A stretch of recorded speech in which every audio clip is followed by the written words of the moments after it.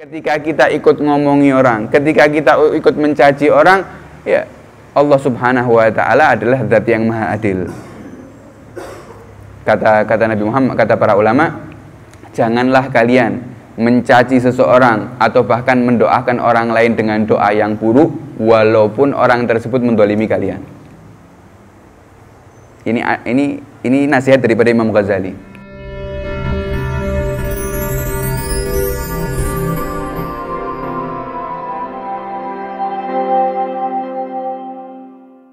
Assalamualaikum warahmatullahi wabarakatuh. Alhamdulillahirabbil alamin wa bihi nasta'in ala umuri dunya waddin wa sallallahu wasallama ala sayyidina Muhammadin khatamin nabiyyin wa ala alihi wa sahbihi ajma'in. Rabbi shrah li sadri wa yassir li amri wahlul 'uqdatam min lisani yafqahu qawli. Amma ba'du.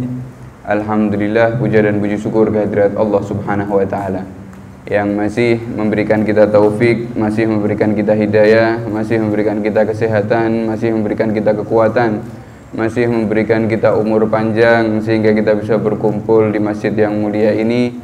Semoga dengan berkumpulnya kita di masjid yang mulia ini bisa mengundang rahmat Allah, bisa mengundang pengampunan dari Allah Subhanahu wa taala, sehingga tidak ada yang hadir di tempat ini keluar kecuali telah mendapatkan apa yang mereka hajatkan. Amin ya rabbal alamin. Hadirin yang dimuliakan oleh Allah Subhanahu wa taala, keberuntungan seorang hamba di akhirat nanti adalah ketika selama di dunia hamba tersebut dikasih kekuatan sama Allah Subhanahu wa taala untuk berbuat baik.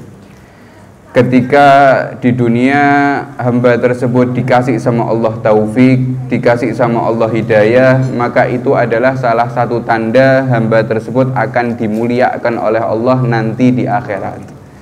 Karena sesungguhnya hidup kita di dunia adalah tanda yang paling kuat nanti untuk keselamatan kita di akhirat. Keselamatan kita di akhirat bergantung dengan apa yang kita kerjakan selama di dunia ini. Ditambah lagi Allah Subhanahu wa taala hanya memberikan kepada kita selama di dunia ini waktu yang sangat singkat. Kenapa kita katakan sangat singkat? Karena waktu ini tidak ada apa-apanya. Waktu kita di dunia ini tidak ada apa-apanya dibandingkan nanti ketika kita di kuburan, dibandingkan nanti ketika kita di padang mahsyar, dibandingkan nanti ketika kita melewati jembatan Shiratal Mustaqim. Kalau kita renungkan, mereka para sahabat Nabi Muhammad SAW hidup di dunia berapa tahun? Mereka ada yang 60 tahun, ada yang 64 tahun, ada yang 70 tahun. Tapi mereka di kuburan sampai sekarang berapa tahun? Sudah 1400 tahun mereka di kuburan. Begitu juga kita nanti. Kalau dibandingkan umur kita di kuburan sama umur kita hidup di dunia ini jauh, bahkan tidak ada apa-apanya. Sedangkan umur kita di kuburan ini akan bergantung keselamatannya atau nikmat dan siksanya bergantung dengan selama kita hidup di dunia. Maka ayo maksimalkan selama kita hidup di dunia ini hanya yang kita kerjakan untuk menggapai ridha Allah Subhanahu wa taala dan untuk membahagiakan hati Nabi Muhammad SAW. Karena pada hakikatnya pahala yang Allah akan berikan kepada kita itu bukan hanya lewat ibadah saja, atau bukan hanya lewat daripada sholat kita, atau sedekah kita, atau zakat kita, atau iktikaf kita, atau majelis kita dan yang lain-lain. Bukan hanya itu, tapi duduknya kita dengan kedua orang tua kita, taatnya kita kepada mereka juga akan menyelamatkan kita nanti di hari kiamat. Begitu juga duduknya kita bersama kawan-kawan kita dengan membahagiakan mereka juga akan menjadikan pahala kita nanti di hari kiamat. Begitu juga husnudzannya kita kepada seluruh makhluknya Allah Subhanahu wa taala, itu juga akan bisa menyelamatkan kita nanti di akhirat. Artinya masih banyak daripada amalan-amalan kita bisa menjadikan setiap nafas daripada hidup kita di dunia ini bisa mendapatkan pahala dari Allah Subhanahu wa taala. Sampai-sampai para ulama mengajarkan kepada kita ketika kita makan. Kita ini makan sehari 3 kali. Kita makan sehari 3 kali, kalau kita lihat hukumnya makan ini apa? Hukumnya mubah. Berarti kita sudah menyia-nyiakan waktu ketika itu untuk mengerjakan perkara yang mubah setiap hari 3 kali. Sedangkan para ulama mengatakan kita ini bisa menjadikan sesuap nasi yang kita masukkan ke dalam mulut kita ini bisa menjadi ibadah. Alias makan dan minumnya kita ini bisa menjadi ibadah. Bagaimana? Dengan cara kita niatkan. Ketika kita makan, niat, ya Allah, aku dengan makan makanan ini, aku agar diberikan kekuatan untuk menyembahmu, diberikan kekuatan untuk menolong sesama manusia, diberikan kekuatan untuk menyebarkan daripada ilmumu, diberikan kekuatan untuk meramaikan daripada majelis-majelis zikir dan majelis-majelis taklim. Dengan ini, kata para ulama, makannya kita ini bisa dapat apa? Dapat pahala. Atau kita lihat tidurnya kita, sehari kita tidur berapa jam? Kalau dilihat para ulama mengatakan ya, tidurnya manusia normal antara 6 sampai 8 jam sehari. Kalau tidurnya kita 6 sampai 8 jam satu hari, berarti kita telah menghabiskan 1/3 hari kita untuk tidur. Kalau begitu selama kita 1 bulan, berarti 1/3 bulan kita untuk tidur. Kalau kita setahun, begitu juga 1/3 daripada tahun kita untuk tidur. Kalau kita hidup di dunia ini sampai 60 tahun, atau kalau 60 tahun berarti 20 tahun kita pakai untuk apa? Untuk tidur. 20 tahun kita sia-sia. Tidak ada pahalanya dan juga tidak bisa meningkatkan diri kita kepada Allah, mendekatkan diri kita kepada Allah. Terus bagaimana? Dikasih solusi sama para ulama. Kalau kita mau belajar, diajarkan dengan caranya Nabi Muhammad SAW. Tidurnya kita pakai akhlak dan adabnya Nabi Muhammad SAW. Dengan niat yang baik juga akan menjadi tidurnya kita yang berjam-jam tersebut bisa menjadi ibadah. Dengan apa? Dengan niat. Sebelum tidur kita niati, ya Allah, aku tidur ini untuk mengumpulkan tenaga, untuk beristirahat, agar nanti bisa bangun sholat subuh berjamaah, agar aku bisa kuat mencari nafkah yang halal di pagi hari, agar aku bisa jauh daripada maksiat. Mungkin saja kalau aku bangun, begadang dan yang lainnya, aku bisa ghibah, aku bisa namimah dan yang lain-lain, maka aku tidur, aku meninggalkan maksiat dengan tujuanku untuk meninggalkan maksiat. Dengan seperti ini, waktu-waktu kita ini akan terus mendapatkan keberkahan dari Allah Subhanahu wa Ta'ala dan bisa memaksimalkan pahala yang sangat banyak. Begitu juga daripada amalan yang insya Allah yang bisa juga berpengaruh selama kita di dunia sampai nanti di hari kiamat adalah ketika kita selama di dunia ini membahagiakan daripada manusia. Idkhalus surur, memasukkan rasa bahagia ke dalam hatinya manusia. Ini akhlak jarang kita dapatkan. Ini akhlak sudah hampir tidak ada lagi kita temukan. Yang mana orang kalau kita duduk sama orang tersebut nyenengkan kita. Kita ngelihat wajahnya pun juga apa? Juga nyenangkan. Ucapannya lemah lembut, ucapannya nikmat didengar, tidak pernah nyaci, tidak pernah maki. Ketika kita meninggalkan orang tersebut, kita tidak digibahi juga. Ini namanya idkhalus surur, membahagiakan orang. Rasulullah mengatakan di dalam hadisnya, yang akan menemani kita nanti di kuburan adalah rasa bahagia yang pernah kalian masukkan ke dalam hati sahabat kalian. Jadi kalau selama hidup kita di dunia ini nyenengkan orang, nanti rasa bahagia tersebut akan masuk di kuburan kita, nyenengkan kita selama di kuburan. Nah sekarang kita pikirkan saja kita di kuburan berapa tahun lamanya. Kalau mereka para sahabat Nabi Muhammad sudah ada yang 1000 tahun di kuburan, 1400 tahun di kuburan. Sedangkan kita kalau kita ditaruh di satu kamar, kamarnya gelap dan ditutup, kamarnya sempit, kita bisa mampu bertahan berapa lama di sana? Mungkin kalau satu hari kita ditaruh di kamar saja kita sudah sumpek, kita sudah gelisah. Tapi bagaimana nanti kita di kuburan ini bertahun-tahun kita di sana? Kalau tidak ada amalan yang bisa membahagiakan kita nanti di kuburan, maka kita akan tersiksa di kuburan bertahun-tahun tersebut. Maka solusinya bagaimana? Ayo selama kita ini masih dikasih sama Allah teman-teman baik di majelis Al-Inabah, kita bisa ketemu orang-orang soleh di sini, kita bisa bertemu dengan orang-orang yang baik di sini, kita bisa bersahabat sama anak-anak majelis di sini. Ayo kanan sama kiri kita ini kita bahagiakan orang-orang yang ada di kanan sama di kiri kita ini. Orang-orang yang duduk sama kita ini kita bahagiakan, berusaha dengan ucapan kita yang baik, dengan gerak-gerik kita, kalau perlu dengan harta kita bahagiakan mereka. Tujuannya apa? Agar nanti di hari ketika kita di kuburan, rasa bahagia tersebut bisa menemani kita nanti di kuburan. Maka masih banyak lagi daripada amalan-amalan yang kalau kita sempatkan daripada waktu-waktu kita di dunia ini untuk beramal dengan amal yang baik tersebut, maka niscaya waktu-waktu kita ini akan bermanfaat, akan diridhai oleh Allah Subhanahu wa taala, dan akan berpengaruh nanti di hari kiamat. Maka kita juga harus tahu bahwasannya umur yang Allah berikan kepada kita ini adalah permata yang tidak bisa dinilai dengan harganya. Permata yang sangat mahal yang tidak ada harganya. Artinya apa? Artinya jangan kita kira Allah Subhanahu wa taala memberikan kita umur ini secara sia-sia. Setiap daripada umur kita ataupun Allah Subhanahu wa taala memberikan hari-hari kita, mengisi daripada hari-hari kita ini, semuanya pasti ada isyarat dan tanda dari Allah Subhanahu wa taala, atau bahkan itu adalah peringatan buat kita untuk lebih dekat kepada Allah Subhanahu wa taala. Contohnya apa? Contohnya hadirnya kita di sini, duduknya kita di sini. Jangan kita katakan bahwasanya kita kumpul di sini ini adalah perkara yang biasa, ini adalah rutinan biasa. Ya sudah, setiap bulan saya seperti ini. Ya sudah, setiap minggu, setiap hari Senin saya seperti ini. Enggak.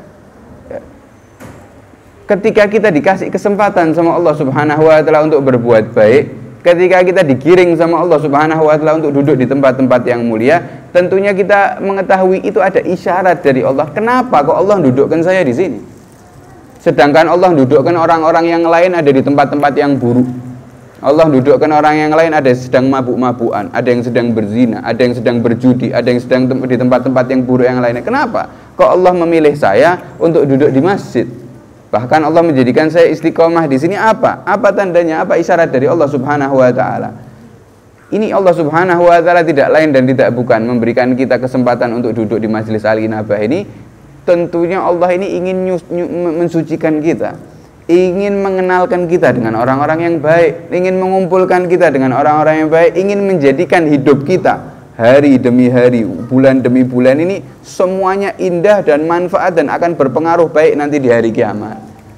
Dengan kita tahu daripada tandanya atau isyaratnya Allah Subhanahu wa taala seperti ini, kita akan memaksimalkan daripada detik-detik kita ini duduk di sini. Artinya apa? Artinya tugasnya kita apa? Kata Nabi Muhammad, ala fata'arradulah. Tugasnya kita ini menghadang. Contohnya sekarang kita duduk dari dari jam 8, jam 9 nanti sampai selesai. Di dalam waktu-waktu tersebut jangan sampai kita ini termasuk orang-orang yang lalai. Kata Nabi Muhammad, hadang daripada karunia Allah Subhanahu wa taala di majelis tersebut, di waktu tersebut. Karena sesungguhnya satu amalan yang ketika kita beramal dengan amalan tersebut kita diterima sama Allah Subhanahu wa taala, maka itu akan bisa bermanfaat dan beruntung daripada kita beramal dengan amal yang sangat banyak sedangkan kita tidak mengetahui apakah itu diterima atau tidak. Kita ambil contoh. Para ulama, ada salah satu ulama meninggal dunia. Kemudian salah satu muridnya bermimpi setelah orang alim tersebut meninggal. Di dalam mimpinya bertanya, wahai guruku, apa yang kau dapatkan dengan ilmumu selama kau hidup di dunia, dengan amal ibadahmu selama kau hidup di dunia? Kata ulama ini mengatakan, demi Allah, itu semua hancur dan tidak ada manfaatnya sama sekali. Artinya hilang, aku tidak bisa mendapatkan daripada pahalanya. Tapi aku bisa selamat, aku bisa mendapatkan kemuliaan setelah aku meninggal dunia ini hanya karena 2 rakaat yang aku kerjakan di malam hari ketika itu, dan itu yang diterima sama Allah Subhanahu wa taala.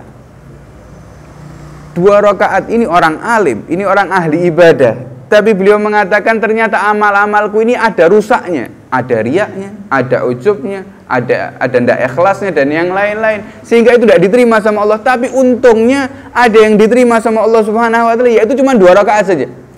Tapi barokah 2 rakaat yang diterima sama Allah Subhanahu wa taala ini, aku menjadi orang yang beruntung di akhirat dan Allah menempatkanku di surga yang paling tinggi. Dari sini kita bisa mengetahui isyarat dari Nabi Muhammad SAW yang Nabi Muhammad perintahkan kita ini untuk menghadang karunia Allah yang turun. Mungkin saja dengan satu sholawat yang kita sholawati di majelis ini kita bisa mendapatkan derajat yang tinggi di sisi Allah Subhanahu Wa Taala. Dengan duduknya kita di sini, khusyuknya kita di sini, belajarnya kita di sini, memandangnya kita wajahnya kepada wajahnya orang-orang alim di sini, orang-orang yang saleh di sini, kita bisa mendapatkan karunia Allah Subhanahu Wa Taala yang besar. Duduknya kita dengan orang-orang yang hadir di sini, bahkan para makalah di dalam makalahnya para ulama disebutkan tidaklah orang berkumpul 40 di salah satu tempat kecuali di situ ada orang yang soleh, kecuali di situ ada wali Allah, yang mana dengan orang yang soleh tersebut walaupun mereka ada yang di belakang, mereka ada yang tidak terlihat, mereka ada yang tidak duduk di depan, tapi dengan barokahnya orang tersebut hadir, Allah menerima dan mengampuni seluruh orang-orang yang hadir. Artinya ya, manfaatkan daripada setiap waktu yang Allah berikan kepada kita dan setiap tempat yang Allah giring kita untuk hadir di dalam majelis tersebut. Dan juga yang terakhir adalah perbaiki hubungan kita dengan orang-orang yang soleh. Karena kita hidup ini berada di akhir zaman. Kita hidup ini berada, dikatakan oleh Nabi Muhammad, disifati oleh Nabi Muhammad, zaman yang mana orang yang alim jika hidup di zaman tersebut akan merasa kebingungan, kata Nabi Muhammad SAW. Orang yang alim akan merasa apa? Kebingungan. Yang dikatakan alim atau yang dikasih predikat alim oleh Nabi Muhammad saja, mereka ini akan bingung hidup di zaman tersebut. Kenapa? Karena terjadinya fitnah yang sangat luar biasa. Kalailatul dhalma, bahkan Nabi Muhammad mengatakan seperti malam yang gelap gulita. Kemudian apa wasiatnya Nabi Muhammad SAW? Wasiatnya Nabi Muhammad SAW adalah yang pertama, perbaiki hubungan kita dengan orang-orang yang soleh, orang-orang yang baik, orang-orang yang berjalan di jalan Nabi Muhammad SAW. Perbaiki hubungan kita. Maksudnya memperbaiki hubungan kita dengan mereka bagaimana? Artinya jangan duduk kecuali dengan mereka. Jangan berteman kecuali dengan mereka. Jangan mencintai kecuali mencintai mereka.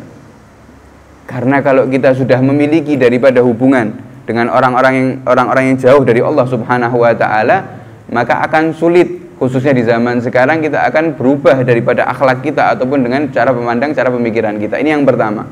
Artinya kalau kita mau keluar di tempatnya orang-orang yang soleh, hadir di majelisnya orang-orang yang soleh. Yang kedua, kata Nabi Muhammad SAW, fokuslah kalian dengan keluarga kalian dan rumah kalian. Sudah, tidak usah pakai ngomentari orang lain, tidak usah pakai ikut campur urusan orang lain. Walaupun sekarang di media sosial, Masya Allah, tersebar luas, kabar apapun bisa kita lihat, cerita apapun bisa kita dapatkan. Setiap hari ada yang viral, ada yang tersebar, dan itu semua, kata Nabi Muhammad SAW, alaika bi khasati nafsik, kalian ini fokus sama dirimu dan keluargamu, tidak usah berbicara tentang orang lain. Kenapa? Yang pertama, Nabi Muhammad mengatakan di dalam hadisnya, jika ada seseorang yang membunuh, ada kasus pembunuhan di barat sana, kata Nabi Muhammad SAW, kemudian orang yang ada di timur mendengarkan kabar tersebut dan meridainya, maka orang yang di timur tersebut akan mendapatkan dosa yang sama seperti dosanya pembunuh. Ini bahayanya. Para sahabat bingung ketika itu, bagaimana bisa dengar kabar orang yang terbunuh di barat kok bisa sampai di timur. Tapi ini syaratnya Nabi Muhammad untuk zaman kita sekarang. Berapa banyak kasus keboliman yang terkadang kita tidak tahu yang benar yang mana, yang salah yang mana, kemudian kita ikut-ikut ngomong, oh memang pantas untuk itu, untuk dibunuh, memang pantas orang tersebut untuk dicaci, oh memang pantas orang tersebut seperti ini, maka dosamu sama seperti orang yang melakukan tersebut, kata Nabi Muhammad SAW. Ini yang ditakutkan. Makanya Nabi Muhammad bilang apa? Alaika bi khasati nafsik, keluargamu dan dirimu, selesai. Urusan kabar orang mau mengatakan A, orang mau mengatakan B, selama dirimu, keluargamu, agamamu aman, hartamu aman, selesai. Nggak usah ikut campur. Toh ketika kita ikut ngomongi orang, ketika kita ikut mencaci orang, ya Allah Subhanahu wa taala adalah zat yang maha adil. Kata Nabi Muhammad, kata para ulama, janganlah kalian mencaci seseorang atau bahkan mendoakan orang lain dengan doa yang buruk walaupun orang tersebut mendolimi kalian. Ini nasihat daripada Imam Ghazali. Imam Ghazali mengatakan apa? Walaupun orang tersebut mendolimi kalian, jangan sekali-kali kalian mencaci atau mendoakan jelek. Kalau kita katakan, loh bagaimana? Sekarang Rasulullah bilang orang yang terdolimi, jika dia berdoa maka doanya akan apa? Diijabahi. Lah kok Imam Ghazali bilang kita tidak boleh doakan orang yang berbuat zalim kepada kita? Padahal doa kita diijabahi sama Allah Subhanahu wa taala. Bagaimana? Dijelaskan sama Imam Ghazali. Seandainya, kata Imam Ghazali, orang yang mendolimi kalian, dia berbuat zalim sebatas misal sampai sini perbuatan zalimnya. Kemudian mungkin karena kita yang terzalimi, entah itu urusan ekonomi kita atau harga diri kita atau keluarga kita dan yang lainnya, kita dizalimi sebatas ini. Ingat, Allah adil. Allah tidak akan mengadab seseorang lebih daripada dosanya. Allah tidak akan membalas kezaliman lebih daripada amalannya. Orang berbuat zalim kepada kita seperti ini. Kemudian karena kita sakit hati, karena kita tidak terima, kita mendoakan elek atau kita mencaci orang tersebut setiap hari, setiap kita nyebut namanya, sehingga doa dan cacian tersebut ternyata dilihat oleh Allah Subhanahu wa taala melebihi daripada tingkat kezalimannya. Dia zalimnya seperti ini, tapi doakannya sampai 7 turunan. Ngelaknatnya sampai 7 turunan, nyaci maki, kemudian setiap dengar namanya dicaci, dimaki dan yang lainnya. Apa kata Allah Subhanahu wa taala? Maka kata Imam Ghazali, Allah akan mengabulkan dan membalas yang sesuai dengan apa? Sesuai dengan kezalimannya, akan dibalas sama Allah sesuai dengan doamu. Kemudian sisanya bagaimana? Sisanya ini orang yang berbuat zalim kepadamu bisa nuntut. Kamu bisa dituntut sama orang yang zalim. Kamu bisa dituntut sama orang yang mendolimimu. Jadi kita rugi 2 kali. Kita rugi dizalimi, kita rugi dituntut sama orang yang zalim karena kita lebih melebihi daripada batas kezaliman orang yang berbuat zalim tadi. Makanya di zamannya Sayyidina Hasan Al-Basri. Sayyidina Hasan Al-Basri itu di zamannya terkenal ketika itu ada pemimpin yang zalim yang bernama Hajjaj bin Yusuf. Terkenal kekejiannya, kezalimannya sampai pernah membunuh sebagian daripada para sahabat, bahkan membunuh daripada tabi'in. Ini Hajjaj. Mengurung daripada para ulama, orang-orang yang saleh banyak yang dibunuh di tangannya.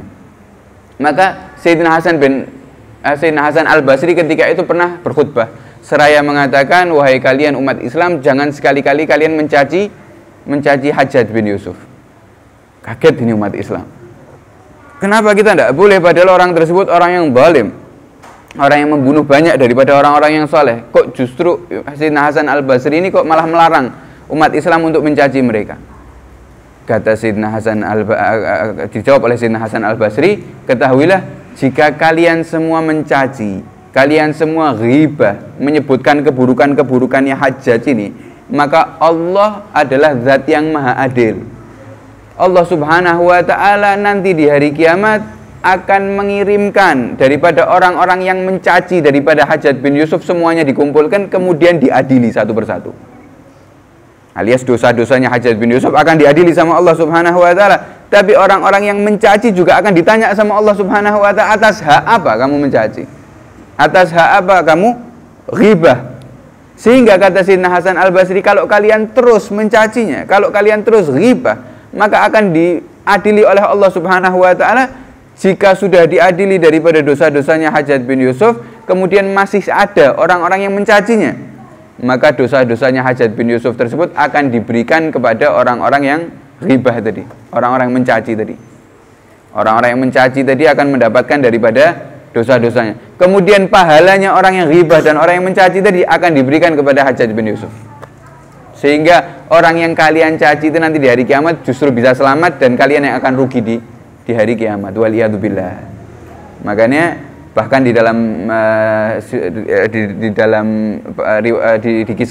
dikisahkan oleh para ulama, ada seorang pezina yang meninggal dunia. Jadi karena banyaknya dosanya, banyaknya daripada maksiatnya, tidak ada yang mau menguburkannya, akhirnya dikuburkan sama keluarganya. Selesai dikuburkan, pada keesokan harinya ada salah satu ulama yang mimpi bertemu dengan pezina tersebut yang baru meninggal dunia.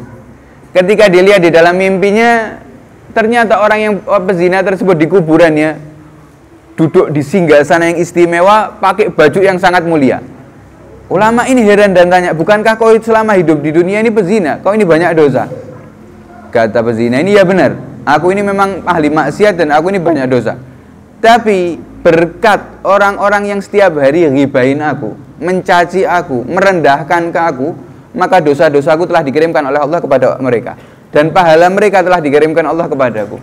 Maka aku memberikan wasiat kepadamu yang bermimpi tadi, untuk sampaikan salamku kepada orang-orang yang mencaciku dan berterima kasih. Aku berterima kasih kepada mereka.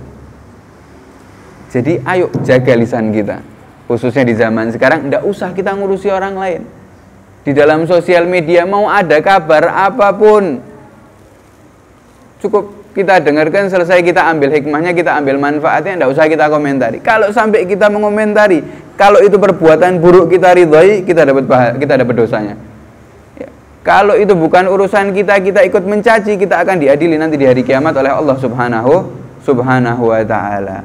Maka semoga Allah Subhanahu wa ta'ala sebagaimana menggerakkan daripada jasad kita dan mengumpulkannya di tempat orang-orang yang baik, di rumahnya Allah bersama orang-orang yang mulia, maka Allah juga semoga mengumpulkan hati kita dan menjadikan hati kita termasuk hatinya orang-orang yang saleh, orang-orang yang mulia, orang-orang yang diridhai oleh Allah Subhanahu wa ta'ala. Semoga Allah Subhanahu wa ta'ala menjadikan majelis ini majelis yang penuh berkah, majelis yang insyaallah dipandang oleh Allah dengan pandangan kasih sayangnya, dipandang oleh Allah dengan pandangan rahmatnya, dan semoga Allah Subhanahu wa ta'ala terus memberikan kita taufiknya, memberikan kita hidayahnya, sehingga kita bisa istiqamah di jalan yang diridhai oleh Allah Subhanahu wa ta'ala sampai akhir usia kita diakhiri dalam keadaan husnul khatimah. Amin amin ya rabbal alamin. Dijauhkan daripada segala musibah, bala, malapetaka, dijauhkan daripada segala penyakit dan fitnah akhir zaman untuk kita dan keluarga kita. Amin ya rabbal alamin. Wa sallallahu ala sayyidina Muhammad wa ala alihi wasallam. Dan juga kita doakan khususnya buat majelis Al-Inabah, semoga menjadi majelis yang bermanfaat, majelis yang mulia, majelis yang diberikan keistiqomahan oleh Allah Subhanahu wa ta'ala, majelis yang insyaallah setiap yang duduk di sini dikasih hidayah sama Allah Subhanahu wa ta'ala, setiap yang menimba ilmu di sini dikasih ilmu yang bermanfaat di dunia dan di akhirat. Dan khususnya untuk guru kita Al-Habib Abdurrahman, semoga Allah Subhanahu wa ta'ala memanjangkan usia beliau dalam keadaan sehat wal afiat, memberikan kepada beliau kesehatan yang sempurna, dijauhkan daripada segala bala musibah dan malapetaka. Amin ya rabbal alamin. Dan khususnya buat guru kita semua Habib Saleh, semoga Allah Subhanahu wa ta'ala memberikan kepada beliau panjang umur fi taatillah, memberikan kepada beliau kesehatan yang sempurna, dijaga daripada seluruh bala musibah dan malapetaka. Dan semoga Allah Subhanahu wa ta'ala terus memberikan kepada beliau kebahagiaan, umur panjang, dan bisa membimbing kita, mendidik kita ke jalan yang diridhai oleh Allah Subhanahu wa ta'ala. Amin amin ya rabbal alamin. Dan juga kepada seluruh asatid kita, guru-guru kita, kiai-kiai kita, habaib-habaib kita yang hadir di sini maupun yang tidak hadir, semoga Allah terus menjaga mereka dalam penjagaan yang khusus. Amin ya rabbal alamin. Wassallallahu ala sayyidina Muhammad wa ala alihi minkum. Wassalamualaikum warahmatullahi wabarakatuh.